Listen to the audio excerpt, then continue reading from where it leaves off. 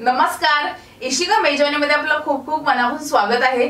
तर आता सध्या आपल्या सर्व रेसिपी दिवाळी स्पेशल असणार आहेत। तर त्यातलाच एक पहिला पदार्थ म्हणजे पोह्यांचा चिवडा, तो आज आपण बनवणार आहोत।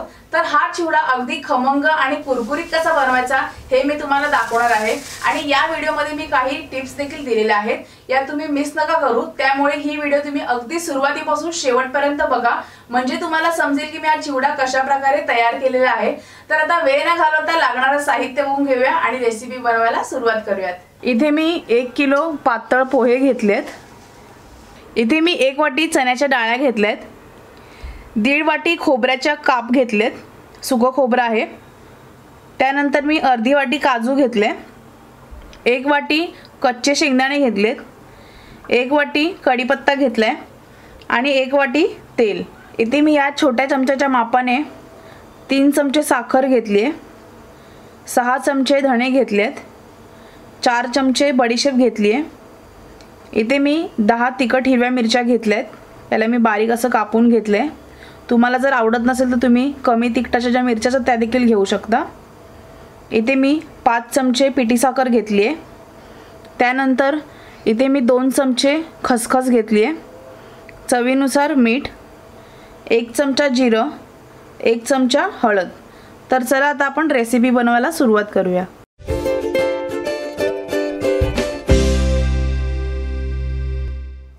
तर आता सर्वप्रथम आपल्याला काय करायचं आहे, या कढईमध्ये पोहे भाजून घ्यायचे आहेत। तर आता आपण थोडे थोडे करून या कढईमध्ये पोहे भाजून घेऊयात। गॅस मी ते मीडियमच ठेवलाय, कारण ह्या एवढ्या कढईमध्ये सगळे पोहे राहणार नाहीत, त्यामुळे थोडे थोडे करून मी भाजून घेते। तर ते कसे भाजायचे ते मी तुम्हाला दाखवते। गॅस आपल्याला मीडियमच ठेवायचा आहे। असे थोडे थोडे करून भाजले ना की व्यवस्थित भाजले देखील जातील। छान असे कुरकुरीत होईपर्यंत आपल्याला भाजायचे आहेत। जर तुमच्याकडे मोठं भांडं असेल ना तर तुम्ही सर्व एकदम भाजला तरी चालेल, पण आता हे पोहे जास्त असल्यामुळे मी या कढईमध्ये थोडे थोडे करून भाजते। आता पोहे मिक्स करताना असं दोन्ही चमच्याने करायचं, म्हणजे मिक्स करायला सोपं जातं।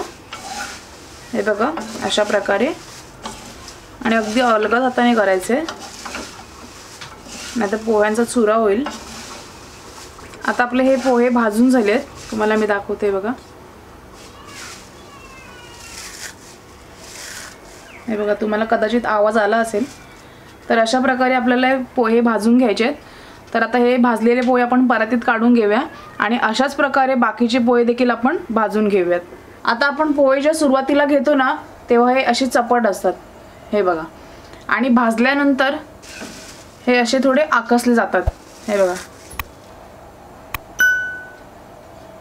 तेव्हा समजावं की आपले पोहे व्यवस्थित भाजलेले आहेत। आता आपले अशा प्रकारे सर्व पोहे भाजून झालेत। आता पोहे भाजून झाल्यानंतर आपल्याला चाळून घ्यायचे आहेत।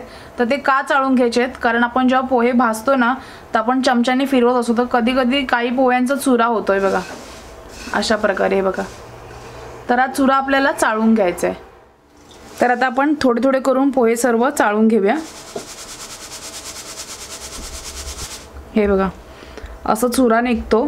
तर आता आपल्याला चिवड्यामध्ये नको आहे, त्यामुळे आपल्याला हे पोहे सर्व चाळून घ्यायचे आहेत। तर अशा प्रकारेच आपण सर्व पोहे चाळून घेऊयात। तर आता या कढईमध्ये मी 1 वाटीमधलं अर्ध्याहून थोडं जास्त तेल घेतलंय। तर आता तेल तापलंय आणि गॅस मी ते बारीक ठेवलंय। तर आता आपण सर्वप्रथम हे सुकं खोबरं तळून घेऊया। गॅस मी थोडा मीडियम करते आता, कारण तेल मगाशी जास्त तापलं होतं ना, म्हणून मी गॅस बारीक केला। तर आता मीडियम गॅसवरती आपल्याला हे खोबरं तळून घ्यायचं आहे। एकदम करपून नाही द्यायचं आहे आपल्याला, थोडंसं ब्राऊन रंगावर तळून घ्यायचे। हे बघा आता आपलं खोबरं तळून झालंय। आता आपण हे काढून घेऊया। त्यानंतर आपण शेंगदाणे तळून घेऊयात। शेंगदाणे देखील मीडियम गॅसवरतीच तळून घ्यायचे। तर आता इथे आपले शेंगदाणे देखील तळून झालेले आहेत। आता आपण हे काढून घेऊयात। हे बघा जास्त करपवायचे नाहीत आपल्याला, अशा प्रकारे शेंगदाणे तळून घ्यायचे। त्यानंतर या चण्याच्या डाळ्या तळून घेऊया। आता आपले तेल खूप गरम झालंय, त्यामुळे बारीक गॅसवरती या डाळ्या तळून घ्यायच्या। आता डाळ्या देखील तळून झाल्यात। आता आपण एका प्लेटमध्ये काढून घेऊयात। हे बघा अशा प्रकारे तळायचे आहेत, जास्त लाल नाही होऊ द्यायचे आहेत। त्यानंतर सर्वात शेवटी आपण काजू तळून घेऊया। आता काजू देखील आपल्याला एकदम लाल नाही करायचे आहेत, तर काजू देखील आपले तळून झाले आहेत, हे देखील आपण काढून घेऊया। साधारण मी 7 ते 8 सेकंद हे काजू तळलेले आहेत। जास्त वेळ तळले तर एकदम करपून जातील ते। हे बघा अशा प्रकारे। आता आपण याच कढईमध्ये चिवड्याची फोडणी तयार करून घ्यायची आहे। तर आता थोडंसं तेल उरलेलं आहे याच्यामध्ये, तर बाकीचं आपण हे तेल सर्व घालून घेऊया याच्यात। तर आता आपण 1 वाटी जे तेल घेतलं होतं ना, ते तेल मी तळण्यासाठी आणि आता फोडणीसाठी पूर्णपणे वापरलेलं आहे। आता आपण फोडणीसाठी सर्वप्रथम गॅस चालू करून घेऊयात आणि तेल व्यवस्थित आपण गरम करून घेऊयात। गॅस मी ते मीडियम ठेवलं आहे। एकदम तेल आपल्याला कडकडीत तापवून नाही घ्यायचं आहे, जसं आपण नॉर्मल गरम करतो तसं गरम करून घ्यायचं आहे, नाहीतर आपली फोडणी करपून जाईल। तर आता इथे आपलं तेल व्यवस्थित गरम झालं आहे। सर्वप्रथम आपण जिरं घालूया, त्यानंतर धणे घालूयात, बडीशेप घालूयात, हिरवी मिरची घालूया। आता हिरवी मिरची तुम्ही तुमच्या आवडीनुसार कमी जास्त करू शकता। आता आपण हे परतून घेऊया फोडणी। त्यानंतर कढीपत्ता घालूयात, सर्व मिक्स करून घेऊया व्यवस्थित। फोडणी आपल्याला करपवू नाही द्यायची आहे, कारण फोडणी व्यवस्थित तयार झाली तरच आपला चिवडा छान होणार आहे। त्यामुळे मीडियम गॅसवरतीच आपण ही फोडणी तयार करायची आहे। आता त्यानंतर आपण याच्यामध्ये खसखस घालूयात, हळद घालूयात, चवीनुसार मीठ घालूयात। आता मीठ याच्यामध्येच घालायचं आहे, त्यामुळे वेगळं असं पोह्यामध्ये वगैरे नाही घालायचं आहे। तर मी याच्यामध्ये चवीनुसार मीठ घातलं आहे।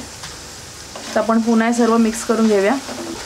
आणि मला तुम्हाला एक खास टिप्स द्यायची आहे की हा चिवडा बनवताना तुम्ही पातळ पोहेच घ्या, तर आपला चिवडा छान असा कुरकुरीत होतो।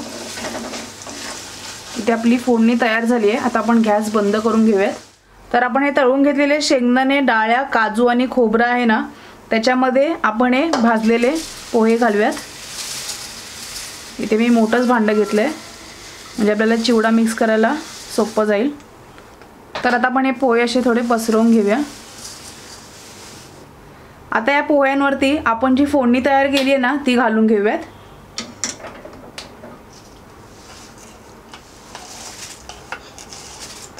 आता आपण हे सर्व मिक्स करून घेऊया असं चमच्याच्या साहाय्याने। सर्व फोडणी व्यवस्थित पोह्याला लागली पाहिजे। आता तुम्हाला चमच्याने जमलं नाही ना, तर तुम्ही असं हाताने देखील करू शकता। आता सर्व चिवडा मिक्स करून झाल्यानंतर आपण याच्यामध्ये साखर घालूयात। आता साखर टाकल्यानंतर आपण याच्यामध्ये पिठी साखर घालूया, चाळून घालायची। आता साखर आणि पिठी साखर टाकल्यानंतर आपण पुन्हा हे थोडंसं मिक्स करून घेऊया आणि सर्व साहित्य देखील व्यवस्थित मिक्स झालंय। व्यवस्थित मिक्स करायचे, म्हणजे साखर आणि पिठी साखर पूर्ण चिवड्याला व्यवस्थित लागली जाईल। तुम्ही याच्यामध्ये मनुके देखील घालू शकता, पण आता आमच्याकडे आवडत नाही म्हणून मी घातले नाही याच्यामध्ये। तर मनुके तळून वगैरे नाही घ्यायचे आपल्याला। आपल्याला असंच शेवटी सर्व मिक्स करून झाल्यानंतर जेव्हा आपण पिठी साखर आणि साखर घातली ना, तेव्हाच मनुके घालायचे। तर आता इथे आपला चिवडा पूर्णपणे छान खमंग असा तयार झालाय। आता हा चिवडा तुम्ही एका हवाबंद डब्यामध्ये 1 ते 1.5 महिना स्टोर करू शकता, पण व्यवस्थित हवाबंद डब्यामध्ये हा चिवडा ठेवायचा आहे। तर अशा प्रकारे आपला खमंग आणि कुरकुरीत असा पोह्यांचा चिवडा तयार झालेला आहे। तर असा खमंग आणि कुरकुरीत चिवडा तुम्ही येत्या दिवाळीला नक्की बनवा।